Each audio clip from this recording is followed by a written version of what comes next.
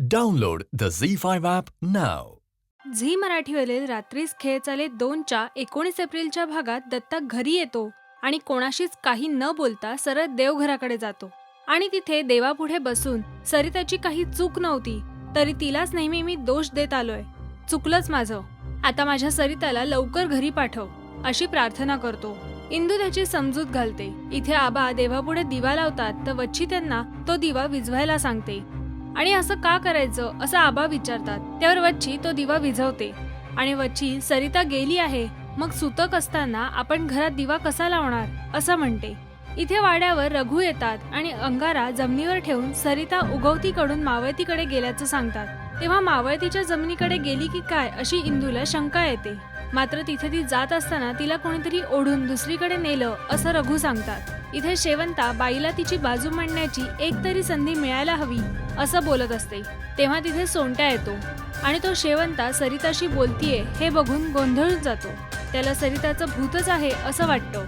शेवंता त्याला याबद्दल कुठेही काहीही न बोलण्याची आणि तिथे जे बघितलं ते सगळं विसरण्याची ताकीद देते आणि तिथून जायला सांगते. सोंट्या खूप घाबरलेला असतो. तो वाड्यावर येतो आणि मी बघितलेलं भूत हे आहे की नाही हे अजून मला समजलं नाही असं काहीतरी रघुसमोर बोलतो आणि तिथून घाईघाईत निघतो. सोंट्या तिथून देशी दारूच्या अड्ड्यावर पोहोचतो. तिथे नेने वकील आणि अण्णा असतात. सोंट्या अण्णांना सांगण्यासाठी शेवंताचं नाव घेतो. त्यावर अण्णा त्याला चपलेने मारतात आणि तो पाटणकरांच्या घरी सरिताचं भूत असं बोलतो. ते ऐकून अण्णा तिथून निघून जातात. इथे सरिता घाबरलेली असते. तिला सोंट्या अण्णांना सगळं सांगेल अशी भीती वाटत असते.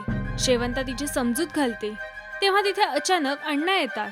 आगामी भागात शेवंता अण्णांना पाणी देते आणि चहा टाकायला म्हणून आत येते. तेव्हा अण्णा लोटी भांड ठेवण्यासाठी जात असताना आत जायला निघतात.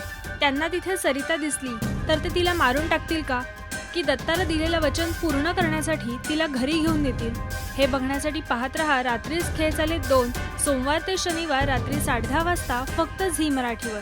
आणि मराठी टेलिव्हिजनच्या ताज्या घडामोडी पाहण्यासाठी सबस्क्राईब करा राष्ट्रीय Marathi showbiz. Download the Z5 app now.